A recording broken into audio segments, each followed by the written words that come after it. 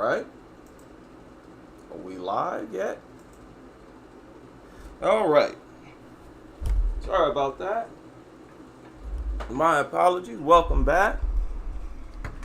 Been having some technical issues. We should be okay now. Welcome back. It is Monday, and I am live to the public. I'm live to the public.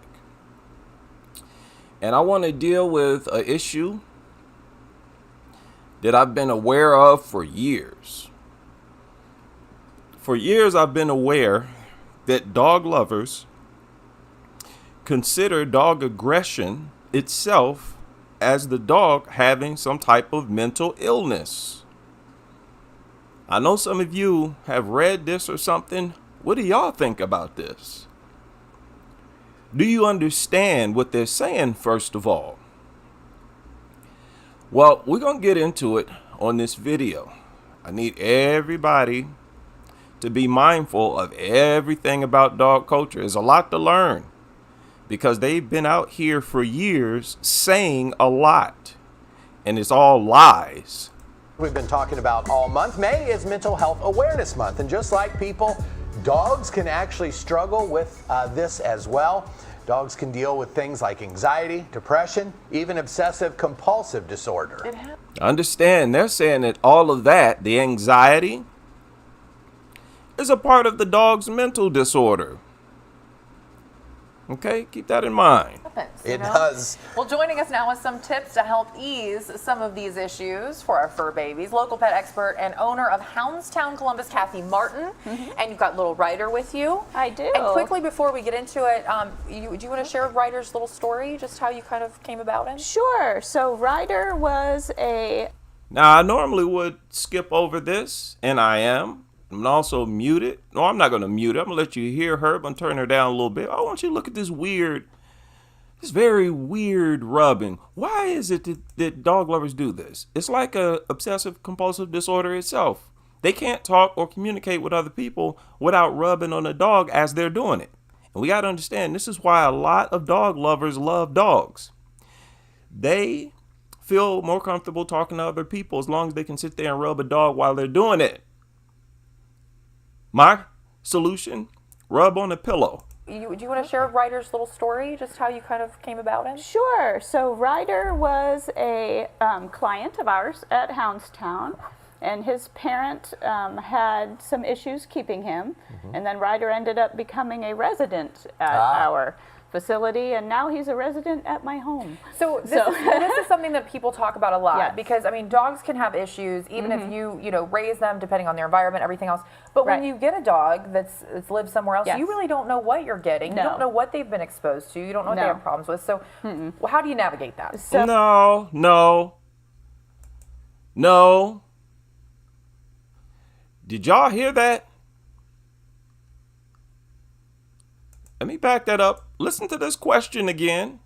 But when you get a dog that's lived somewhere else, Yes. you really don't know what you're getting. You don't know what they've been exposed to. You don't know what they have problems with. So how do you navigate that? Now, you're supposed to navigate that by putting it down, people.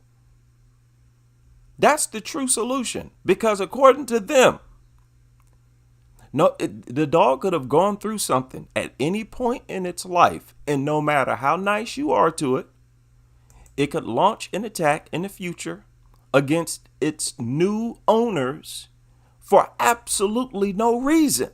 And as soon as it does, the nutters are going to say, oh, it was probably traumatized.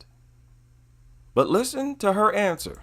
So with Ryder, it was just seeing what his triggers were, because even whenever... Really? Just knowing what the triggers are. There's no way for you to know that or ever find out, lady. When dogs attack and something took place before the attack, that something has happened hundreds of times already. There's nothing new to these dumb mutts. I don't want to hear this nonsense. Oh, all you have to do is look for the triggers.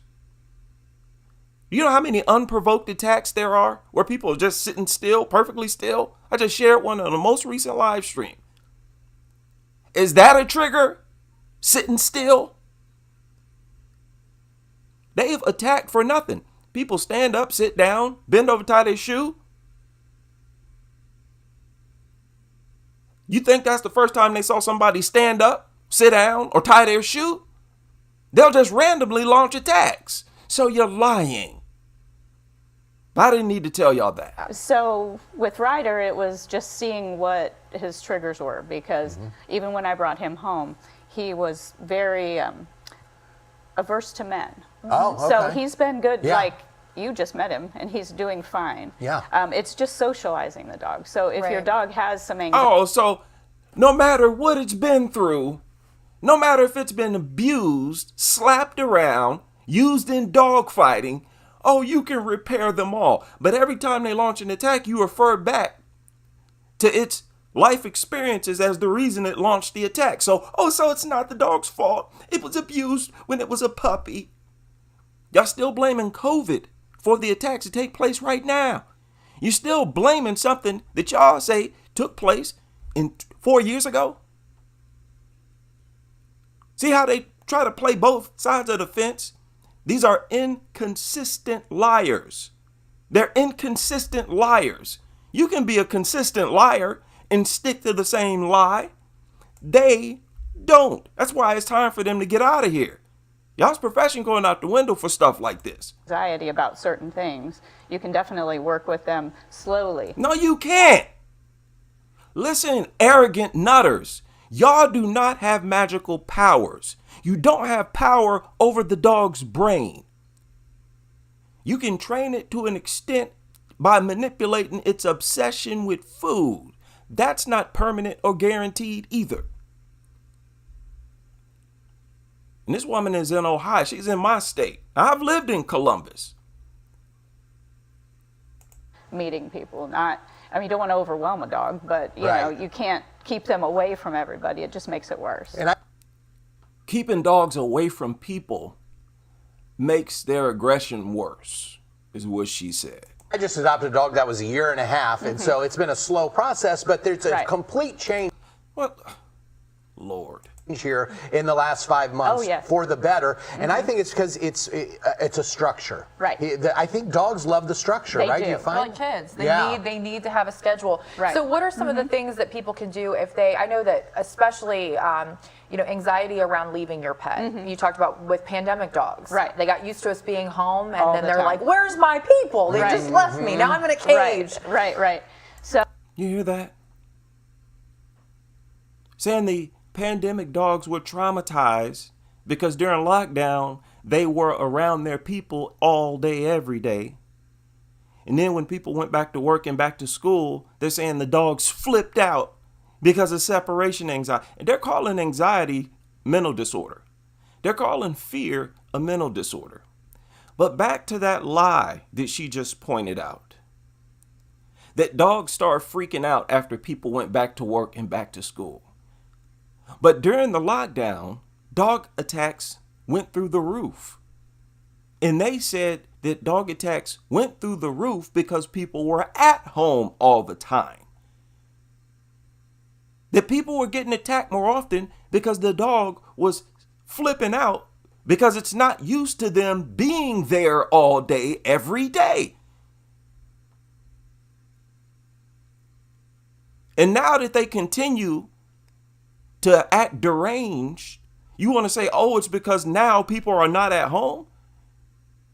This is clearly a lie, a clear contradiction on their part.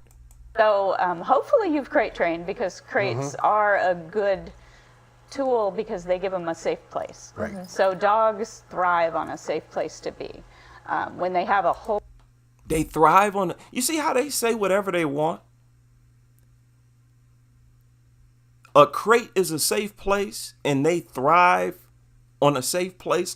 So people should keep dogs inside of crates most of the time. We all know that they refer to that as dog cruelty. To never keep it in a safe place at all times. That's the best place for it, right? You said they thrive in a safe place, right? Expert, so-called expert. This is why we took their stripes. a safe place. Right. Mhm. So dogs thrive on a safe place to be. When they have a whole bunch of freedom in your house, you can have damage done, you can have different things happen. But listen to that. She clarified herself. Like, hey, the crate is the best place for them. When they're outside the crate, they'll destroy your home. Really, ma'am? Isn't this a first for a lot of people out there? they do get used to. He's just saying hi. You do want to just try realizing to. I'm a guy. Yeah, exactly. He's like, oh gosh. Yeah, So shut up. They act like these things are so special and important. These are worthless trash organisms that should be driven into extinction. Shut up. Acting like this a newborn up here who just learned how to talk. Shut up, you weird nutters. This is not a human being. It is not adorable or no nonsense like that. Don't you apply no positive words to these mutants. dogs need a structure. So you do need to try to be consistent with your feeding times, with your. And if you don't, what? It'll develop a mental illness? What are y'all even talking about? They just got up here to talk about some dog stuff. What are you saying? If you don't feed at 10 o'clock every day, it'll develop a mental illness? If you're coming and going. In the beginning, when you're leaving your dog, if you've been with your dog for 2 years, you need to go slowly. Yeah. Don't leave for 10 hours. Ease them into it. Ease them into it. What is a great resource Yes. for people that are having a Okay. Remember, they're calling anxiety a mental disorder for dogs. having trouble with a dog? Maybe they're kind of on their last, Yeah. nerve, and they're thinking, "I need to get rid of this pet." What should Yeah. people do before they make that decision?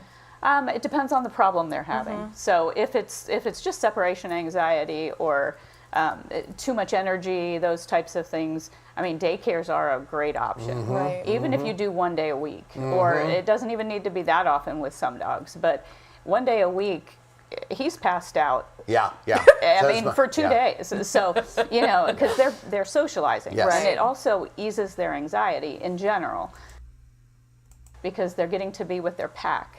Yeah. So a lot of the day. Did you hear that? Let's take that back. Let's take it back. Run that back. But 1 day a week, he's passed out. Yeah. I So mean, it's- for 2 yeah. days. So, because they're socializing. Yes. And it also eases their anxiety in general because they're getting to be with their pack. Yeah. So a lot of the daycares, we group by. Saying it's good for dogs to be at daycares because they're with a bunch of other dogs. So why do y'all refer to dogs being packed in shelters as a stressful environment for them? Why do y'all refer to shelters as the cause of their anxiety and discomfort? See, when it's convenient for them to say something, they just say it. They will say anything, no matter how much of a contradiction it is, as long as it paints the dog in some type of positive light. It's pathetic. It's a little pathetic con that people are sick of. People are sick of this. This is why we do not have a drop-off rate. We don't have no turnover rate. Once people wake up to the truth of this fraudulent profession, they never go back, ever. In general, because they're getting to be with their pack. Yeah. So a lot of the daycares, we group by size and temperament and play style.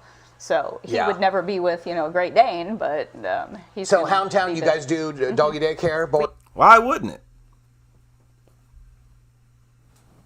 Why don't you match them up with larger dogs? Because they know the larger dogs will attack them just for sport. Now, y'all got some nerve, you dog lovers, referring to dog aggression as a mental illness. Those of you who've done some research in this, you understand how ridiculous it is. Dogs can't communicate using words, so it's important to pay attention to their behaviors to improve their mental health. Some signs, common signs of mental illness in dogs include, okay, I'm doing this for clarity because she was babbling. Behavioral changes. Dogs may pant, pace, tremble, drool, withdraw from their owner, or hide. That's a sign of a mental illness.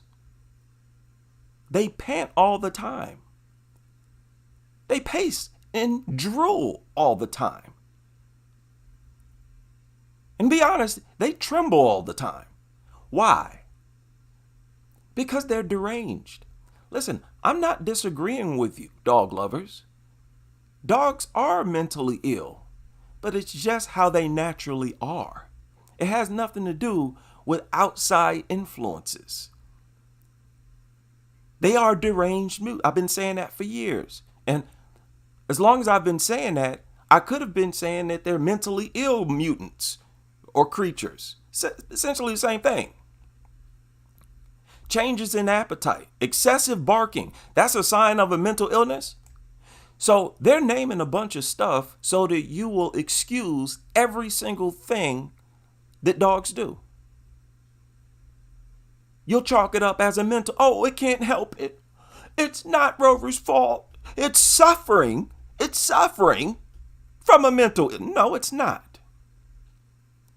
Hiding or shaking. Dogs may bark excessively. Dogs do that all the time. They refer to it depression. Like what? Barking, chewing. Look at this. Excessive licking, snapping at the air, chasing their tail, sign of a mental illness, really? Lack of interest in normal activities, tiredness, stop it. Stop it. Look at this. Yes, dogs can have mental illnesses, including anxiety. What'd I tell you? They're saying when dogs develop anxiety, it has a mental disorder. That's why after every attack, they say it was dealing with anxiety. They refer to fear and anxiety as the number one cause of dog attacks. Are y'all connecting these dots? Look at this. Most aggressive behavior in dogs is caused by what? Fear or what? Anxiety. And they specify most dog aggression is caused by fear or anxiety. It's not caused by the desire to hurt others. Do y'all believe that? Do you believe that when these things leave their property, trespass on others, and attack a dozen or two livestock, you think that was fear? All these attacks I've shown against young people, you think the majority of those attacks were based on fear? Where these dogs went out of their way to attack, quite often the victim is not even facing the dog, not looking at the dog. Those of you who follow me on Twitter, I shared some videos yesterday of dog attacks, unprovoked as always. These things are predators. They watch, stalk, and attack unprovoked. Y'all telling us that's not the case? That it's actually a mental disorder? And that they're dealing with fear and anxiety? Stop it. This is, again, y'all hurt your own credibility. Talking like this is crazy stuff. They're trying to excuse all negative behavior from dogs. Say you should discuss it with your dog's veterinarian. Discuss the dog's aggression that it's born with. They come out of the womb with an instinct to attack, to be aggressive, to fight, to kill.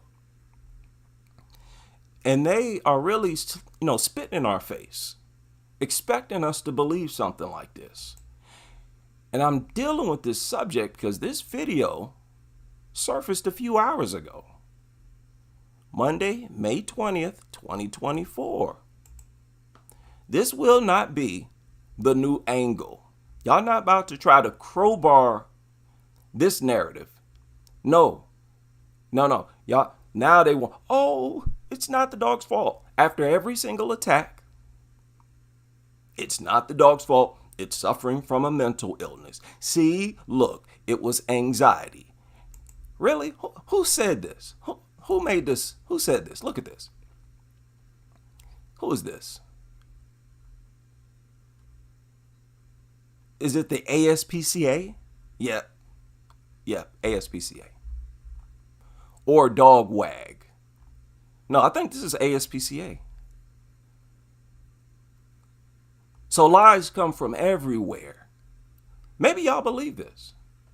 Now, they say, just like they said in this video, the dogs will develop anxiety simply by stepping on an unusual surface, going into a room or an area where it's never been before, being in the presence of someone. They said a sound, certain sounds, they say can increase a dog's levels of anxiety. The sound of thunderstorms increase their anxiety. I believe I've heard even a certain colors can increase their anxiety. So the truth is that they are deranged. That anxiety that they're talking about, they're trying to project it as if it naturally occurs in the dog for a legit reason. No, even if you use this anxiety argument, why is anxiety increasing in the dog? You find each thing is unreasonable. A sound, somebody moving, increase anxiety. I guess somebody standing still increases anxiety because people get attacked standing still. So even if you want to go that route, that still don't work. It does not work. And they're serious about anxiety being one of the signs of a mental illness. No other animal receives medication for alleged anxiety that is said to have increased in the dog for unknown reasons. Y'all usually have no idea what's causing a dog to be aggressive. But every time they get aggressive, you say it's dealing with anxiety. What's causing the anxiety? Nothing. Nobody else, nothing else is dealing with anxiety. I've been talking about this forever. Even taking what y'all saying as true, the fact that anything and everything increases their anxiety is proof that they're abnormal. And they don't deserve to exist on this earth. They don't. Simple as that. Y'all know full well these things are just naturally deranged mutants. You're trying to chalk it up as a medical condition. No, dogs are actually normal animals with medical conditions and mental illnesses that's coming from what? What's causing them? They're saying a dog that's easily startled is showing signs of mental illness. I mean, marinate on that. Compulsive licking. People, compulsive licking. Sign of a mental. Okay, so you're admitting these are deranged, mentally ill creatures. And didn't nothing happen to them. They all lick constantly. They all do this stuff. Chase their tail. Inappropriate eating? What's that supposed to be? Y'all know what that is. That's when they eat like socks and rocks, glass. Sign of mental illness? I bet y'all can find a lot of dogs that will eat things that's not actually food and prove that they're all mentally ill. Inappropriate elimination. So take a dump in your house, I guess. That's a sign of a mental illness. Pacing, oversleep. Look at this. Unwarranted aggressive displays. Really? Really? So they're trying to throw out everything they can think of so that no matter what the dog does, you'll excuse it. You'll tell yourself it's a natural behavior. The dog can't help it. Its intent is not to hurt others.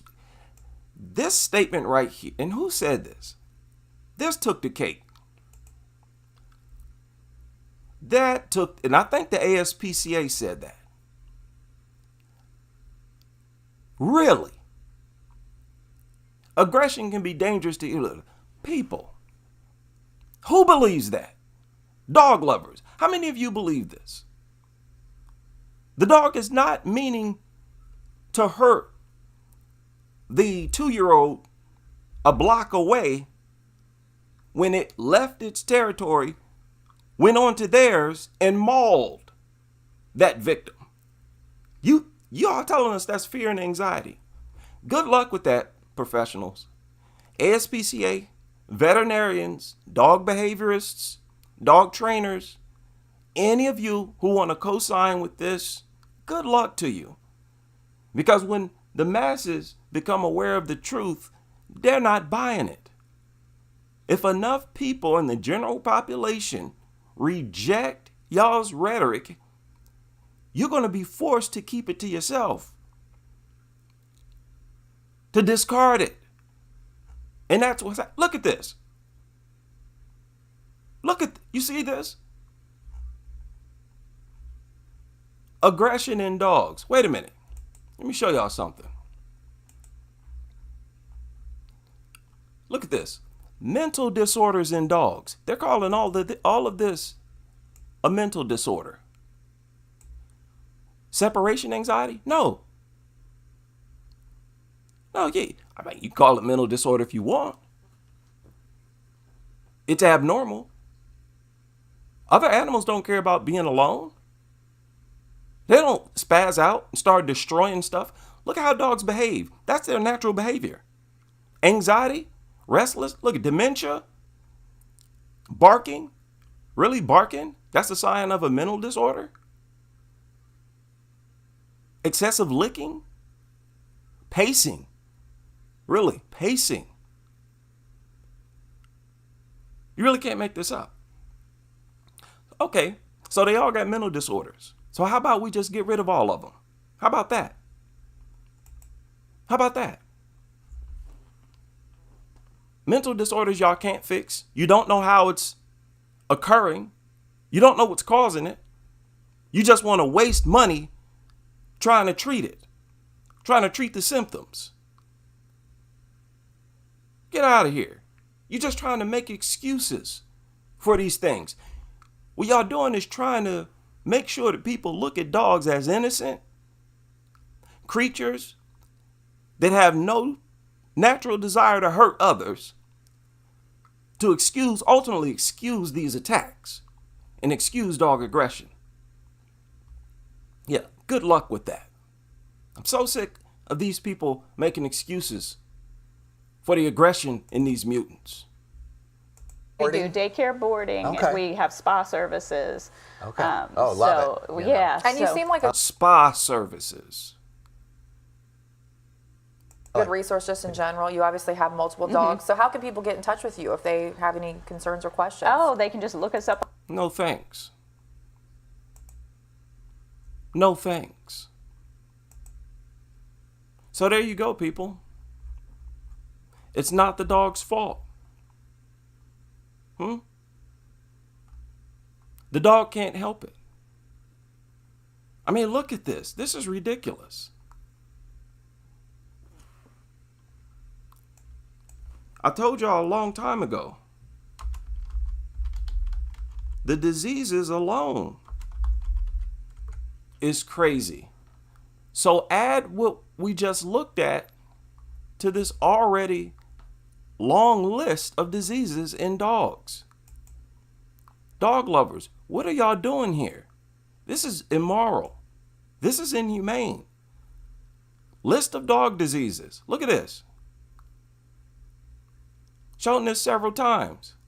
Look at this. They had to separate them skin infections, ear infections, eye infections, nervous system disorders, cardiovascular, circulatory, parasites, external parasites, internal parasites, fungal infections, bacterial infections, viral infections, urinary and reproductive disorders, gastrointestinal.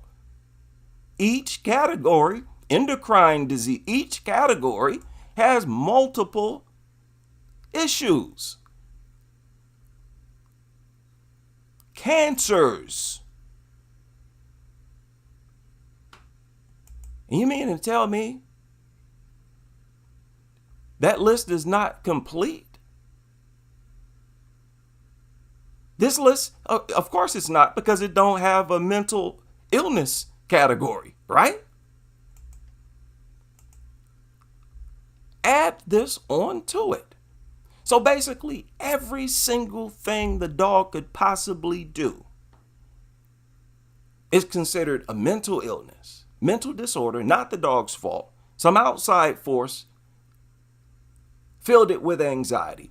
Y'all remember I read an article recently. They said that the sight of a toddler will increase a dog's anxiety, and the dog will become fearful. Look it up. Many of these professionals, so-called professionals, say that dogs are afraid of youngsters, very young people. Why do they say that? To excuse why they attack them over 50% of the time. They're saying that, hey, that's why youngsters are the most common victims of dog attack. It's because dogs are so afraid of them. And of course, it's not the dog's fault. It has a mental illness. Okay, listen. If all you say is true, that's all the more reason they should be gotten rid of. With as much as they say, the dog lovers, dog advocates, with as much as they say the information they reveal like this and all of this, what do I need to say as to, I don't need to build a case as to why they should be banned, why they're not appropriate as pets. You've already done it. I could not do a better job than y'all do. So thank you. So remember that, people. Next time you're out, next time you hear about or read about a dog that has latched on someone's face, torn their throat out, remember, the dog is just sick, has a mental disorder, was filled with anxiety. You go try that. Tell me how it goes. Shout out to everybody able to join me, and I hope you can join me on the next as we continue with this crusade.